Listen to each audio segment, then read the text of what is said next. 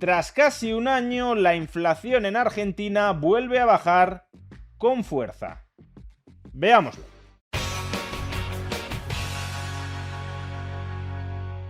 Después de 10 meses seguidos repuntando, la inflación vuelve a caer en Argentina. El dato de inflación general en abril de este año 2026 fue del 2,6%, 8 décimas menos que apenas un mes antes, cuando había subido hasta el 3,4%. Todavía más significativo, la inflación subyacente, la llamada inflación núcleo en Argentina, bajó desde el 3,2% en marzo hasta el 2,3% en abril, una caída por tanto de 9 décimas. La inflación núcleo trata de aislar la evolución de los precios de aquellos componentes más volátiles y por tanto el mensaje que nos está mandando es que la inflación se está moderando en términos estructurales, que esta caída de la tasa de inflación general no se debe a que algún precio muy volátil en abril se haya moderado mientras todos los demás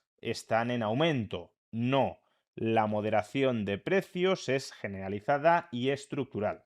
Y quizá alguno podría objetar que después de 10 meses acelerándose la tasa de inflación, es normal que haya un mes en el que se frene. Pero es que vaya freno, porque la inflación de abril de 2026 es inferior, por supuesto, a la de abril de 2022, a la de abril de 2023, a la de abril de 2024, pero también a la de abril de 2025. Y recordad que el primer semestre de 2025 fue incuestionablemente exitoso para el gobierno de Javier Milei a la hora de enderezar la inflación. Pues bien, habiendo sido un buen semestre el primero de 2025, a estas alturas de 2026 la inflación se está comportando mejor. La tasa de inflación intermensual en abril de 2026 es inferior a la de abril de 2025. Y también, por cierto, la tasa de inflación de marzo de 2026, a pesar de ser muy alta, fue inferior a la de marzo de 2025. No digamos ya a las tasas de inflación que arrastró el peronismo. ¿Cómo cambia en apenas un mes la película?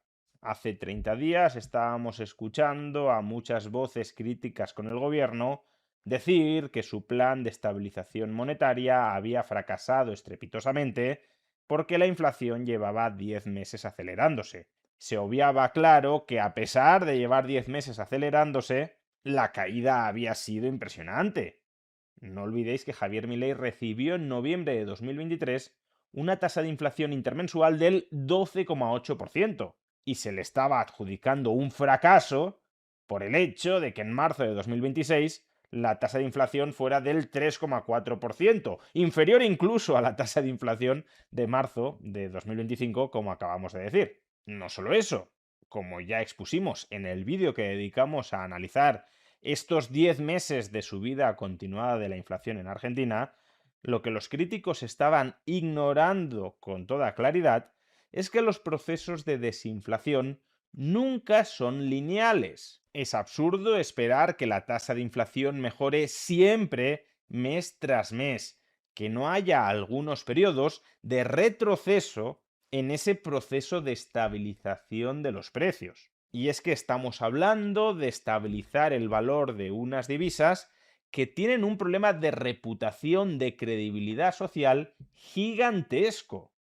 Cualquier país que haya experimentado un proceso de inflación galopante como el de Argentina es un país cuyos ciudadanos desconfían radicalmente de su moneda.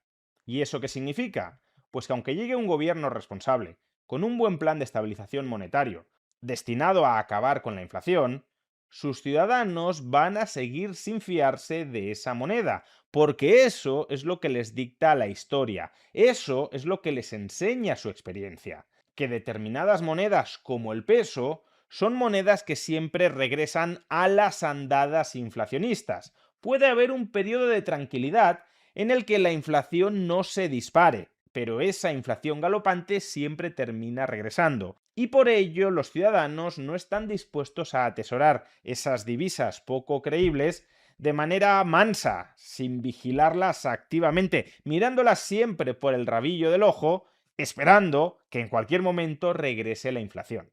Así las cosas, cuando sucede algún fenómeno que alimenta el miedo, la incertidumbre, no digamos ya el pánico monetario, sus ciudadanos rápidamente la desatesorarán, la dejarán de demandar y al hacerlo hundirán su valor con respecto a divisas extranjeras, su tipo de cambio se depreciará, y también con respecto a los bienes y servicios internos de un país. Es decir, la inflación tenderá a aumentar. Y eso es justamente lo que ha sucedido en los últimos meses en Argentina. No por algún fenómeno fortuito, azaroso, irracional en la mente de los ciudadanos argentinos. No porque los argentinos un día se levantaran con el pie izquierdo y decidieran huir masivamente de los pesos después de un año de más o menos confianza en el plan de estabilización monetario de Javier Milei.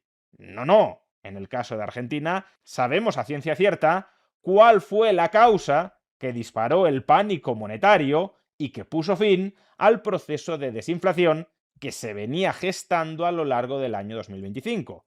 Y ese fenómeno fue la victoria peronista en las elecciones provinciales de Buenos Aires. Fue en ese momento en el que los argentinos liquidan masivamente sus tenencias de pesos para refugiarse en el dólar.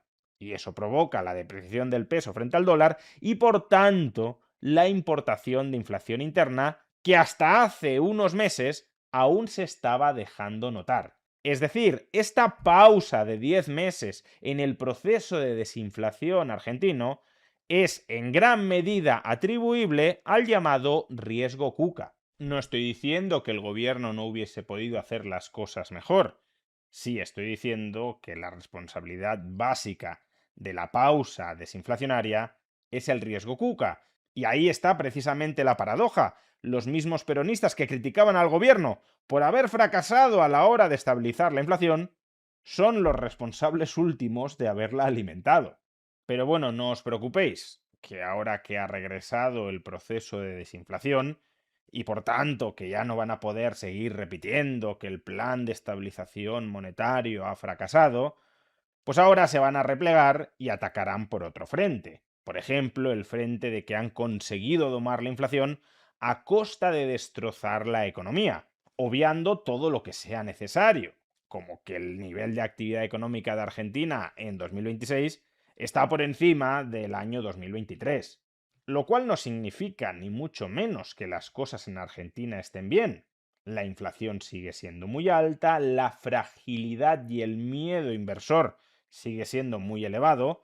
Solo hace falta ver lo que sucedió, como hemos dicho, en septiembre, con una victoria provincial de la oposición, y la renta per cápita, comparada con estándares europeos, sigue siendo baja. Pero precisamente porque las cosas van mejorando poco a poco y todavía no son excelentes, es fácil construir una narrativa de que todo, absolutamente todo, incluso aquello que ha funcionado de manera muy clara, como la estabilización monetaria, todo es un desastre.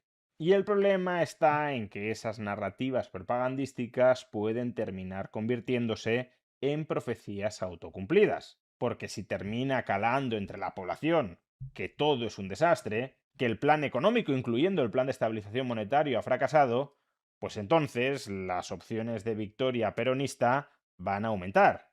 Y si hay perspectiva de que el peronismo regrese al poder, eso, como ya vimos hace 9 meses, genera una huida masiva de capitales de los propios argentinos, incluyendo aquellos que lo han votado, y destroza la economía. Esperemos, por tanto, que tras la desestabilización de hace 9 meses, las aguas monetarias y económicas vayan volviendo a su cauce, como ya lo están empezando a hacer, y que por tanto la probabilidad de victoria peronista, o lo que es lo mismo, la probabilidad de que la economía argentina sea arrasada, sea cada vez más cercana a cero.